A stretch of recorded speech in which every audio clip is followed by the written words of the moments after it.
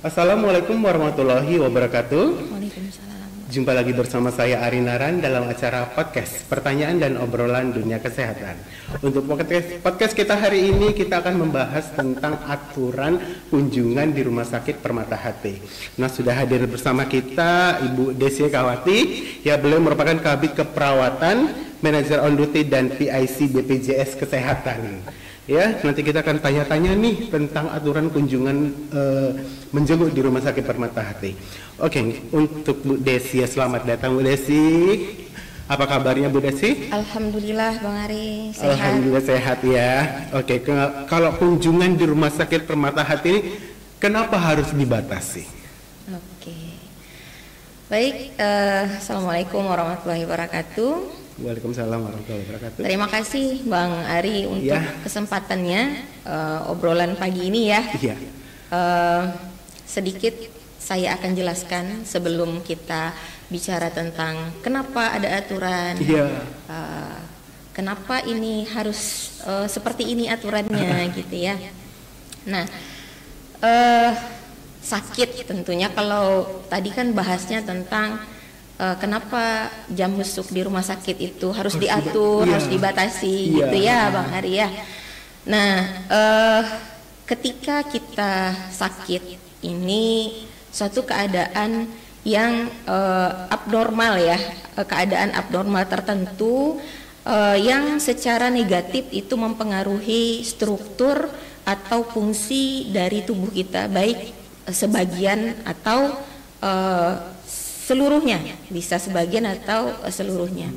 Nah, ini kondisi sakit. Ketika kita sakit ini, kita perlu pemantauan oleh pihak pelayanan kesehatan, dokter atau perawat segala macam.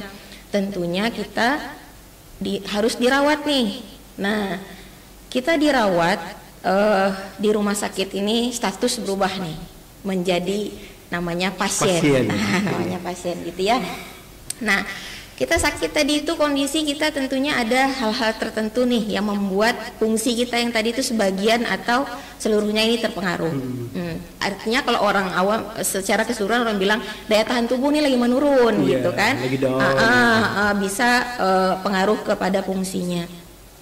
Nih kita harus mempercayakan nih kesehatan kita kepada pemantauan kita nih kepada pihak rumah sakit yang kita nggak tahu nih, kita belum kenal dengan orangnya, tapi kita harus percaya nih.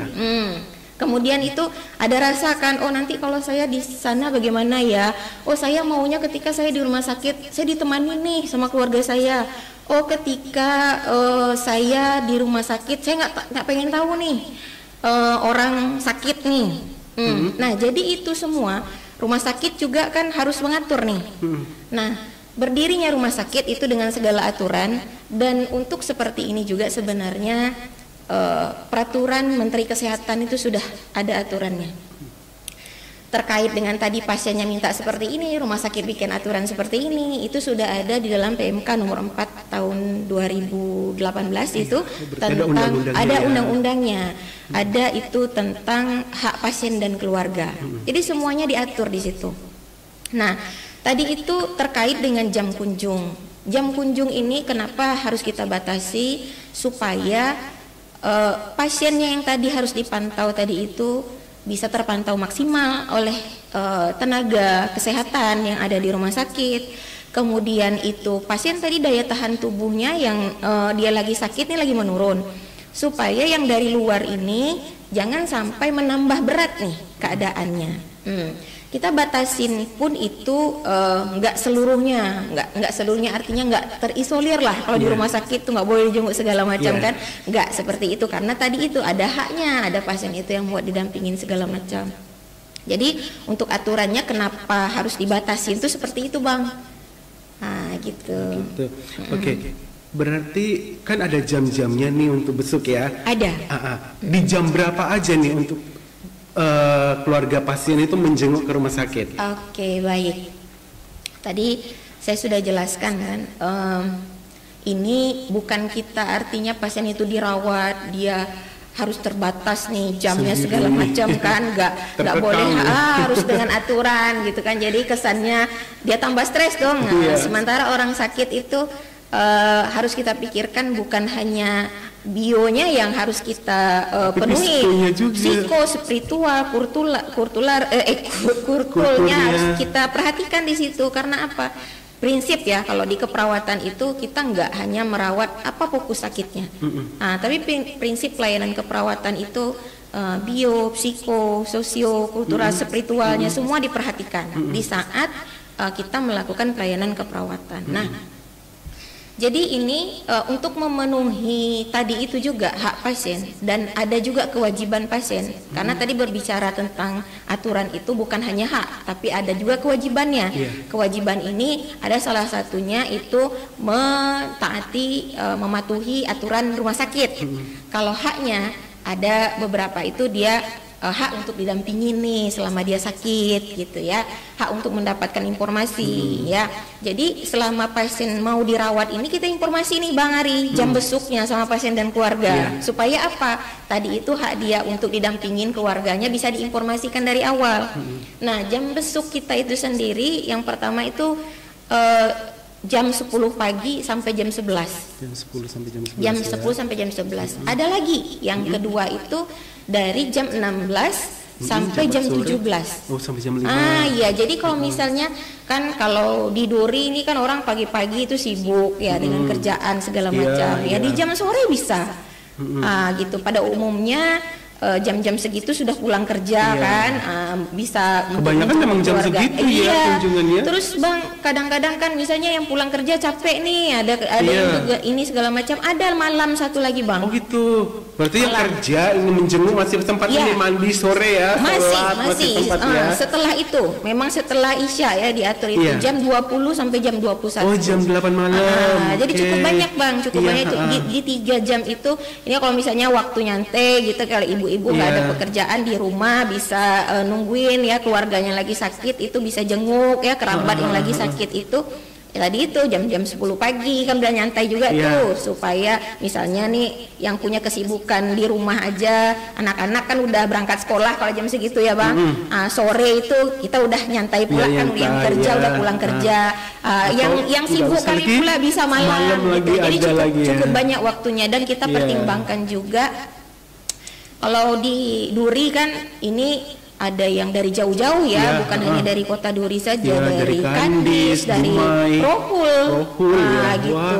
Banyak yang kesini. Jadi mereka karena butuh waktu yang lama kan perjalanannya untuk sampai ke Duri. Jadi dengan aturan jam kunjung ini rasanya sudah fleksibel ya. Jadi bisa kapan aja ya. Bisa. Jadi pun sebenarnya kalau untuk hal-hal ini kita tidak terlalu kaku ya Bang. Nah, itu kita atur tadi itu ada penyebabnya. Ini kan saling pengertian lah antara tadi itu ya, pasien dan keluarga punya hak, rumah sakit juga punya aturan. Jadi ada juga kewajiban pasien dan keluarga untuk mematuhi itu. Jadi hal ini bisa kita bicarakan dari awal ketika pasiennya itu masuk. Ada hal-hal yang mendesak itu di luar jam kunjung itu kita kondisikan gitu. Oh gitu.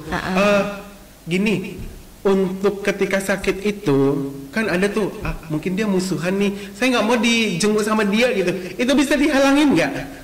Bisa Bang, bisa ya. Jadi tadi salah satu haknya yaitu kan kalau musuhan mungkin jangan ya. Maksudnya gini ya Bang, mungkin nggak suka dia atau gimana gini, Bang, gitu. itu memang ada salah satu di hak pasien itu yang diatur itu. Rumah sakit juga kan apa yang menjadi hak pasien ini kan menjadi kewajiban rumah sakit ya. Salah satu hak pasien itu menjaga privasi, dijaga privasinya dan rumah sakit harus menjaga privasi pasien itu.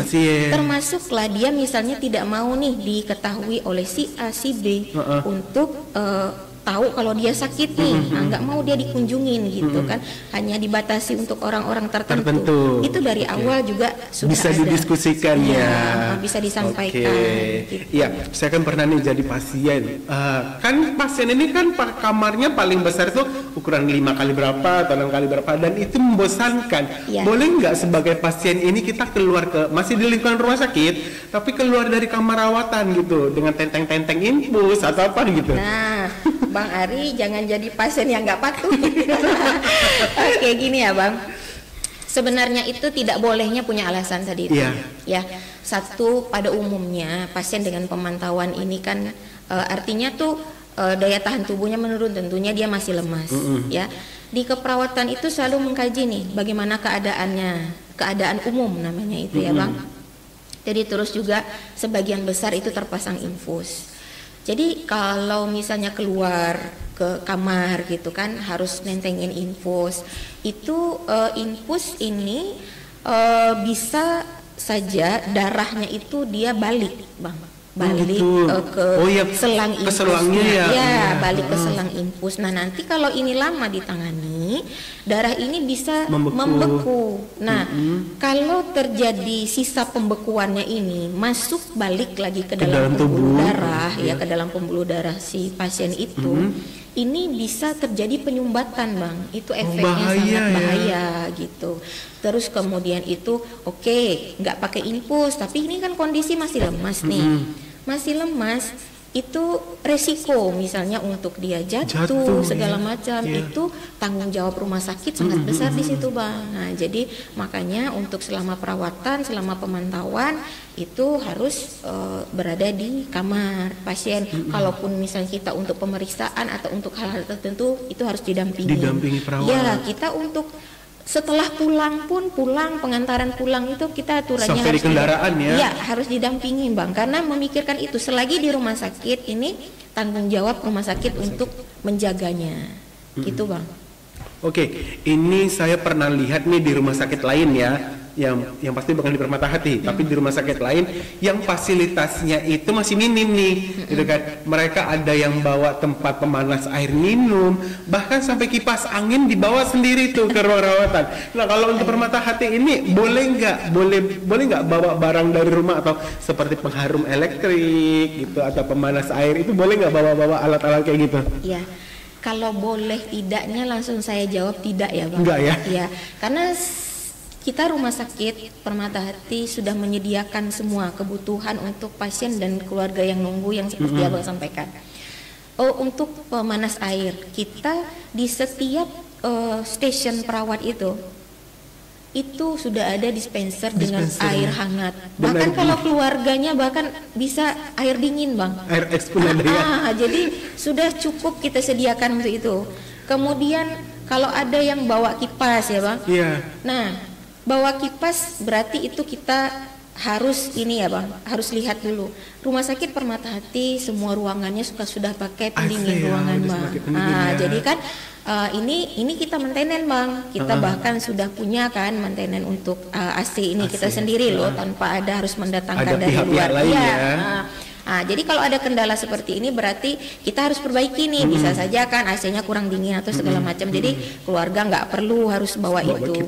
Nah, kenapa kalau misalnya kami perlu juga untuk tambahan segala macam? Kenapa dari awal saya bilang tidak? Ini ada risiko. Rumah sakit memang banyak menggunakan peralatan medis itu dengan listrik.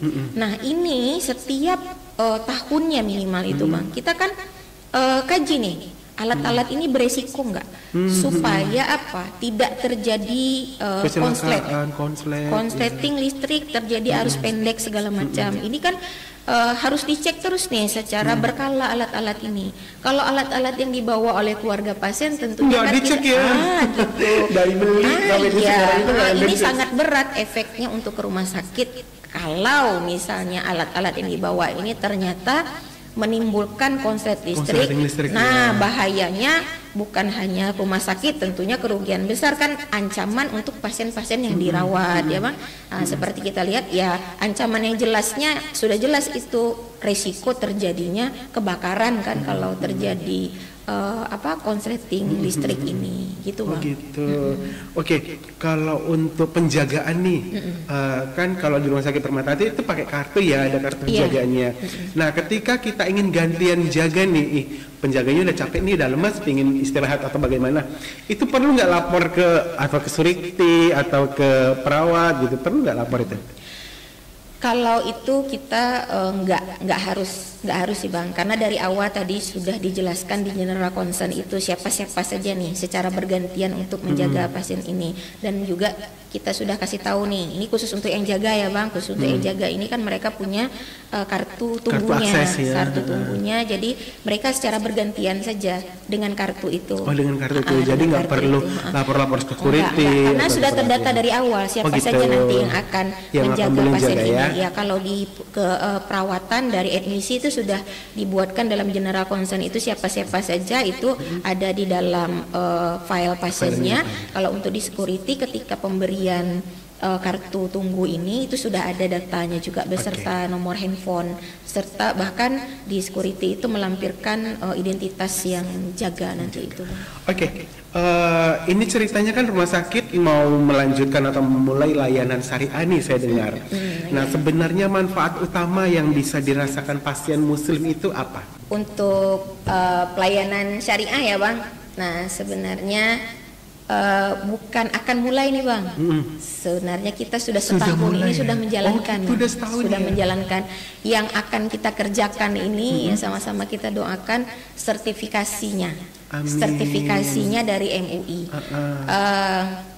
Karena dari tahun 2023 itu kita sudah mulai sebegitu keluar karena syaratnya juga untuk sertifikasi syariah ini harus terakreditasi nasional. Begitu keluar akreditasi nasional kita yang alhamdulillah paripurna ya Bang. Amin. Ya. Nah, alhamdulillahnya paripurna itu sebagai syarat untuk kita mengajukan sertifikasi syariah. Ini kita sudah jalankan, setahun ini sudah kita jalankan prosesnya. Kalau ditanya manfaatnya untuk pasien, saya pernah juga Bang jadi pasien, gitu ya. Saya pernah jadi pasien juga. Terus tuh manfaatnya tuh sangat-sangat banyak. Gini. Kita harus digarisbawahi ya, Rumah Sakit Permata Hati bukan rumah sakit Islam, tapi Rumah Sakit Permata Hati menjalankan pelayanan syariah. Itu untuk pasien yang muslim yang dirawat di Permata Hati. Karena pasien kita itu ada juga yang non muslim. Tapi sebenarnya Bang, untuk pelayanan syariah ini, kenapa tadi itu salah satu syaratnya dia harus terakreditasi nasional. Ada itu dalam standar akreditasi HPK namanya. Itu ada Bang. Jadi ini tinggal meneruskan saja pelayanan syariah tadi itu. Kalau di nasional ini dia secara keseluruhan nih. Apapun kepercayaannya itu kita fasilitasi nih untuk dia menjalankan ibadahnya, menjalankan keyakinannya selama dia dirawat. Itu harus kita lindungin. Nah, dan tadi itu sudah diatur Bang dalam undang-undangnya tadi. Dan kita menspesifikkan ini untuk yang muslim tadi. Nah, satu seperti ini. Tadi kan kita mempercayakan nih kondisi tubuh kita lagi sakit, lagi lemah ya, mempercayakan kita langsung nih ke rumah sakit. Belum pernah dong kita nginap di rumah sakit ya kan.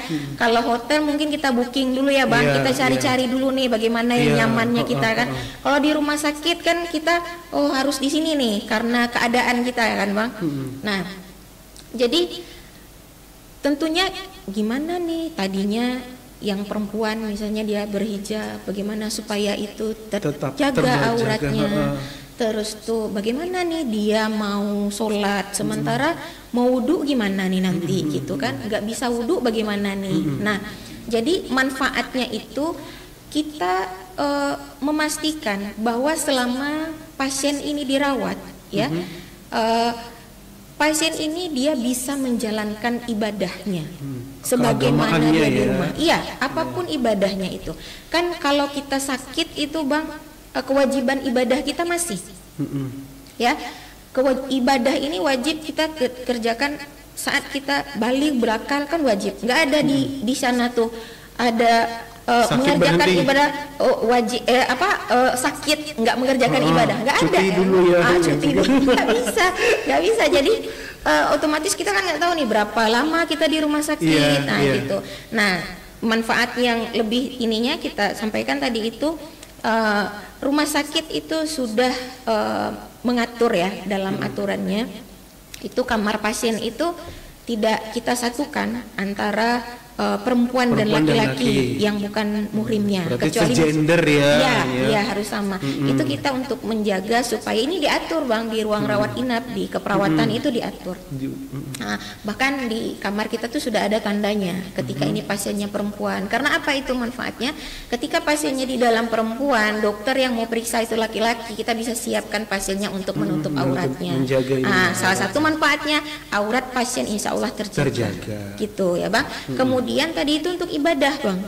Untuk ibadah ini di dalam keperawatan itu ada mutu pelayanan syariah yang harus dijalankan oleh perawat semuanya itu mengingatkan sholat 5 waktu ini. Petugasnya perawatnya mengingatkan kepada pasien yang muslim ini untuk ketika waktu sholat sudah masuk. Berarti dibantu ya? Ya, jadi kita pertama mengingatkan dulu, Bapak, Ibu, waktu sholat zuhur sudah masuk, ya silakan.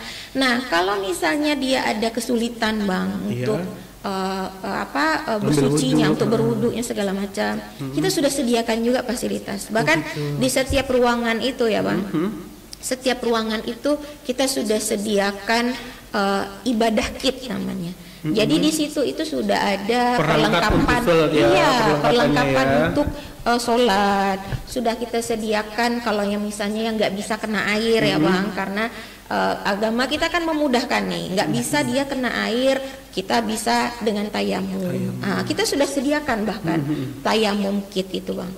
Dan yang misalnya mau berwudu susah jalannya ke kamar mandi, itu sudah kita sediakan spraynya. Untuk mengganti ya. Iya. Jadi itu yang kedua, ya manfaatnya tadi itu insya Allah ibadah pasien terjaga selama proses rawat inap tadi gitu. Ini Abang karena di saat kita sakit itulah supaya nanti pulang dari rumah sakit itu dosa-dosa ya, segala dosa kita itu sebelum kita sakit ini terampuni, dan kita dapat bonusnya sembuh gitu kan. Berkah ya. Berkah. Jadi sakit itu bukan jadi sakit itu benar-benar melunturkan dosa dan mendapatkan pahala ya. Itu manfaat manfaatnya ya. Itu satu lagi ini mungkin yang perlu sangat-sangat perlu lagi kita sampaikan. Kadang-kadang kan gini ya Bang, mohon maafnya kalau kita sakit itu kadang-kadang kalau udah sakit yang parah itu kita waktu sakit itu kita ingatkan, jangan-jangan mau meninggal nih, gitu ya Bang ya. Tapi gitu kita satu lagi ini yang memang mutu wajib rumah sakit di pelayanan syariah ya Bang. Jangan khawatir ketika misalnya kita itu ya kalau waktunya masing-masing kan semuanya sudah punya janji ya Bang, dengan yang maha kuasa. Kapan itu kita kan nggak tahu di mana sampainya, di mana tempatnya, kapan waktunya, nggak bisa kita undur, nggak bisa kita maju, nggak bisa kita alihkan ya Bang. Nah misalnya nanti sampai di rumah sakit itu kita siap untuk mengantarkan supaya kematiannya itu husnul khatimah. Pendampingan dengan cara apa? Ya. Dengan cara apa Bang?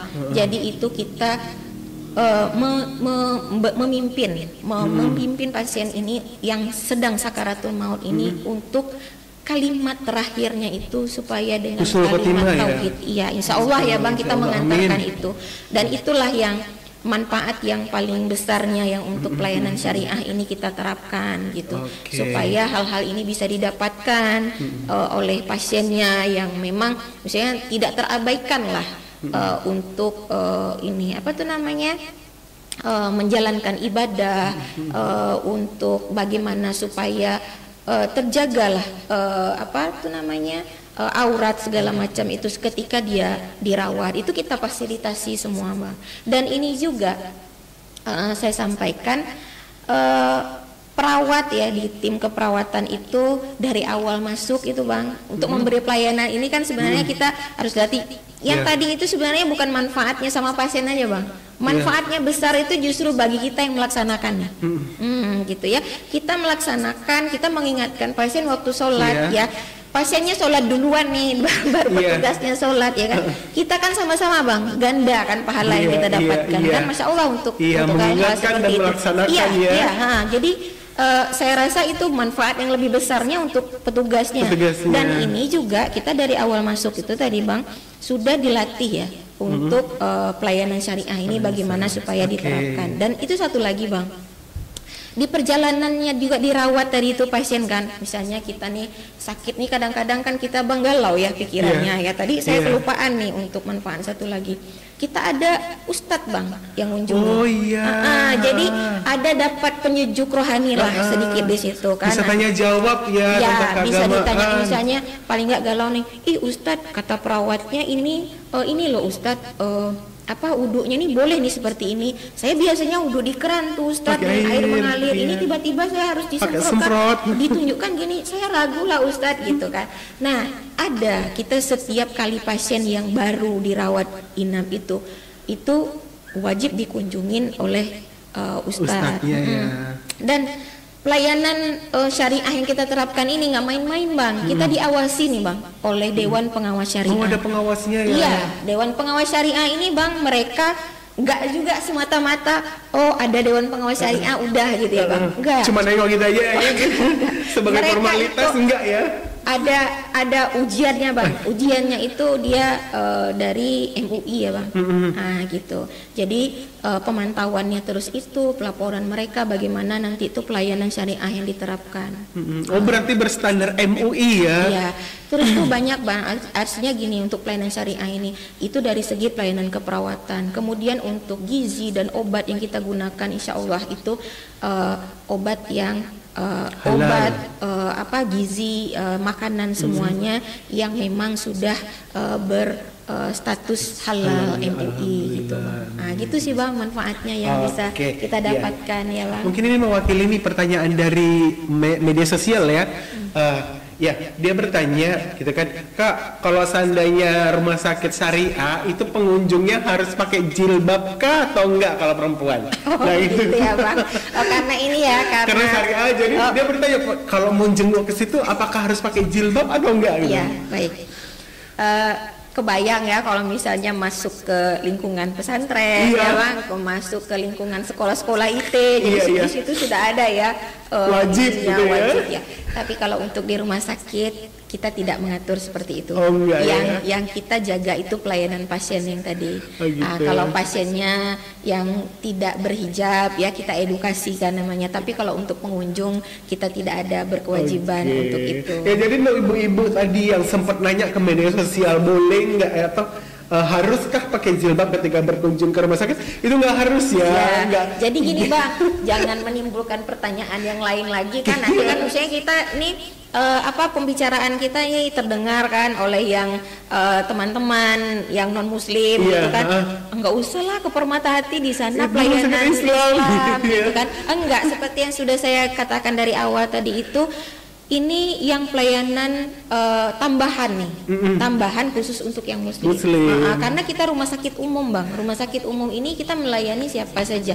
Dan untuk yang non muslim juga, ketika mereka mau mendatangkan pastor, pendeta datang ke sini ya Bang, misalnya dari agama Buddha mau mendatangkan dari ini rohaniawannya, kita bolehkan, kita izinkan. Iya, sudah ada aturannya Bang.